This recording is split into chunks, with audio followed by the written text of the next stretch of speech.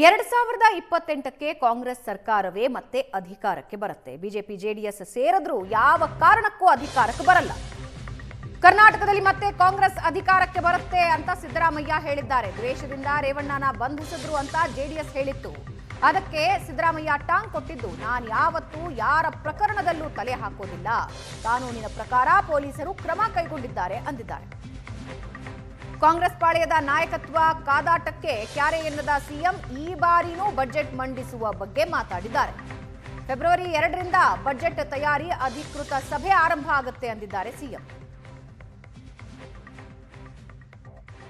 28ಕ್ಕೂ ನಾವೇ ಅಧಿಕಾರಕ್ಕೆ ಬರೋದು. ಇವ್ರು ಬರಕ್ ಸಾಧ್ಯನೇ ಇಲ್ಲ. ಬಿಜೆಪಿ ಮತ್ತೆ ಜೆಡಿಎಸ್ ಅಲಯನ್ಸ್ ಆದ್ರೂ ಬರಕ್ ಸಾಧ್ಯ. ಯಾವುದು ಹೈಕಮಾಂಡ್ ಯಾವ ಕಾರಣಕ್ಕೂ ಬರಲ್ಲ. ಬಿಜೆಪಿ ಇವರಿಬ್ರು ಸೇರಿದ್ರು ಕೂಡ ನಾವು ಎಷ್ಟು ಗೆದ್ದಿದ್ದೀವಿ? 136 ಗೆದ್ದಿದ್ದೀವಿ.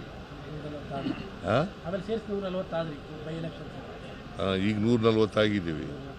ಹೆಂಗ್ ಗೆಲ್ತಾರೆ? ಇಂಟರ್ಫಿಯರ್ ಆಗಿಲ್ಲ, ಆಗೋದೂ ಇಲ್ಲ. ಅದೊಂದೇ ಇಲ್ಲ, ರೇವಣ್ಣನ ಕೇಸ್ ಒಂದೇ ಇಲ್ಲ, ಎಲ್ಲ ಕೇಸ್ಗಳಲ್ಲೂ ಕೂಡ ನಾವು ಇಂಟರ್ಫಿಯರ್ ಆಗಿಲ್ಲ. ಎಲ್ಲ ಸುಳ್ಳ್ರಿ. ಅಧಿಕಾರಿಗಳಿಗೆ ಯಾರು ಗಿಫ್ಟ್ ಕೊಡಕ್ಕೆ ಹೋಗ್ತಾರೆ? ಸರ್ಕಾರ ಇಲಾಖೆಯಿಂದ ಬಹುಮಾನ ಘೋಷಣೆ ಇಲ್ಲ ಇಲ್ಲ, ಅದೇನೋ ಮಾಡಿಲ್ಲ. ಅಲ್ಲ, ಟೈಮ್ ಬರುತ್ತೆ ನಮಗೂ ಕೂಡ ಅಂತ ದೇವೇಗೌಡರು, ನಮಗೂ ಟೈಮ್ ಬರುತ್ತೆ ತೀರಿಸ್ಕೊಳ್ಳಕ್ಕೆ ಅಂತಾರೆ. ಈಗ ಕಾನೂನು ಪ್ರಕಾರ ಮಾಡಿರ್ತೇವೆ. ಅವರು ಕಾನೂನು ಪ್ರಕಾರ ಮಾಡಲಿ. ಅವ್ರ ಕಾಲದಲ್ಲಿ ಅವ್ರಿಗೆ ಅಧಿಕಾರ ಬಂದರೆ, ಅಧಿಕಾರ ಬರಲ್ಲ. ಒಂದು ವೇಳೆ ಬಂದ್ಕಿಂದ್ರೆ ಅಧಿಕಾರ ಅವರು ಐ ಡೋಂಟ್ ನೋ ಯಾವ ಅರ್ಥದಲ್ಲಿ ಹೇಳ್ತಾರೋ ಗೊತ್ತಿಲ್ಲ ನನಗೆ. ಅವ್ರಿಗೆ ಹೆಂಗೆ ಅಧಿಕಾರ ಬರ್ತದೆ? 17 ಗೆದ್ದಿರೋರಿಗೆ ಹೆಂಗೆ ಅಧಿಕಾರ ಬರ್ತದೆ? ಈ ಸಲ ನಿರ್ನಾಮ ಮಾಡ್ತೀವಿ ಕಾಂಗ್ರೆಸ್ನ ಅನ್ನೋ ಒಂದು ಘೋಷವಾಕ್ಯ ನಿನ್ನೆ ಆಯ್ತಪ್ಪ. ಬಾಯಿನಲ್ಲಿ ಹೇಳಿದ್ರೆ ರಾಜಕೀಯ ಭಾಷಣ ಮಾಡ್ಬಿಟ್ಟ ತಕ್ಷಣ ಆಗುತ್ತಾ? ಅವರು ನಾನಿದ್ದಾಗ, ನಾನು ಪ್ರೆಸಿಡೆಂಟ್ ಆಗಿದ್ದಾಗ 2004ರಲ್ಲಿ 59 ಗೆದ್ದಿತ್ತು. ಈಗ ಎಷ್ಟು ಗೆದ್ದಿದ್ದಾರೆ? 17. ಬಟ್ ಅವರಿಗೆ ಬಿಜೆಪಿ ಜೊತೆಲಿ ಇರೋ ಕಾನ್ಫಿಡೆನ್ಸ್ ಇದೆ.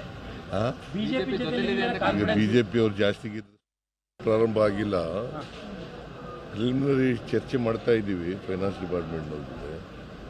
ಸೊ 2ನೇ ತಾರೀಕಿನಿಂದ ಪ್ರಾರಂಭ ಆಗುತ್ತೆ, ಸ್ಟ್ರಿಕ್ಟಾಗಿ 2ನೇ ತಾರೀಕಿನಿಂದ.